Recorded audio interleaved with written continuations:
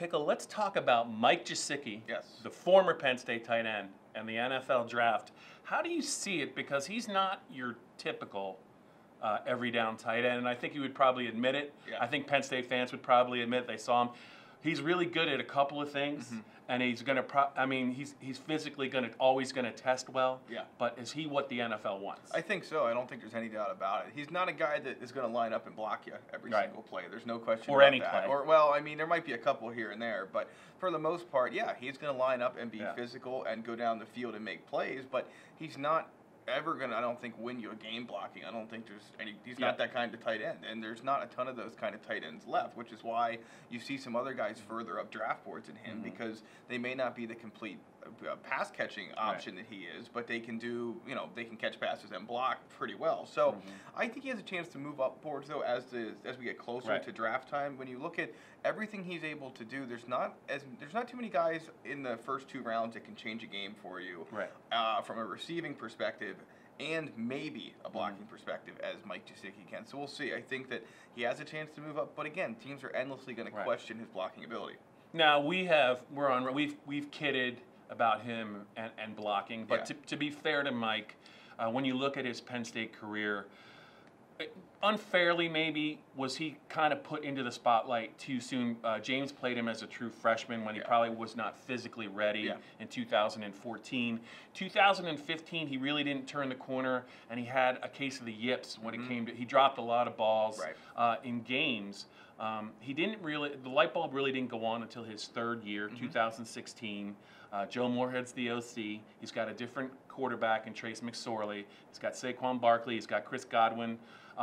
Did you see any pivotal moments there for him in 2016? Was it Moorhead's arrival? Was it McSorley? What do you think it was? I think it was a little bit of both of those. And to go back to your first point, I think the one problem that he had at Penn State and the one interesting thing to watch for in the NFL is Bobby played 99% of Penn State's offensive snaps. It's tough to keep weight on when you play that much. Dwight Galt, the strength coach at Penn State, was really quite clear about that they did everything they could between nutrition, between in-season lifting to try and keep the weight on him.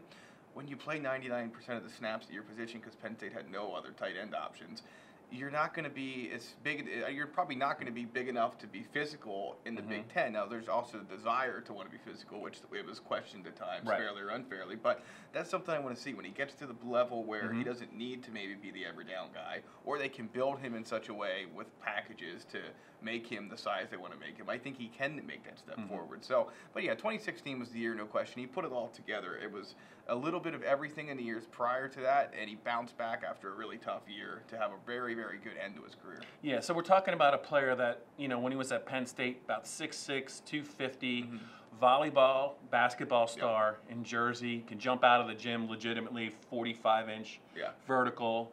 A kid that will probably run 4.5, 4.6. That's impressive at that size. One of the things that struck me was in 2016, you saw him used more down the field as a contested catch specialist. And then in 2017, I think he evolved into more of a red zone weapon. Where I think he had 9 touchdown catches.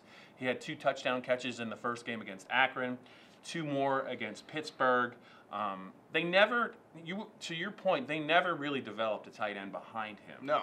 And that's probably a subject for another day. Like, what will Penn State do? Right. Because I don't know that they have a tight end anywhere close to Gesicki moving forward.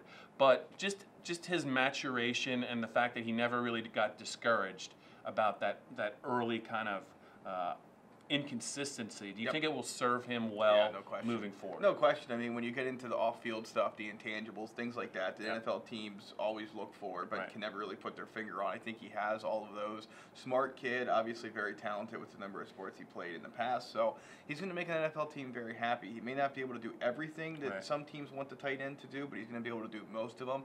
And more importantly, as you bring up, he's going to find the end zone more often than not.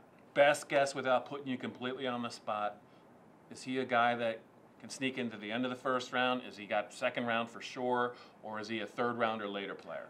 He's in the 2-3 range, I think, at this point. Barring injury to any of the other guys that are on the tight end board that might be ahead of him, that could, of course, shake things up. But right now, round 2, maybe. Round 3, very likely. Later than that would be a very big surprise. Round 1, I don't see it. Yeah, you're getting a specialist if you take Mike Gesicki, and he's good. He's very good he's going to be a matchup problem.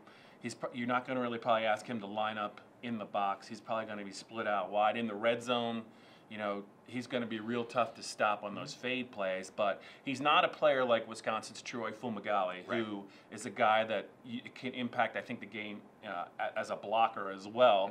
But then again, Fumagalli is not physically gifted like Mike Gesicki is. So I think it's about fit with him. There's some teams that probably can't use him at all, but there's some teams with the right kind of either head coach or offensive play caller that it's going to be a great fit. So I think that will probably impact where he goes. I don't really ever think he was a first-round player because he wasn't a three-down player. Sure.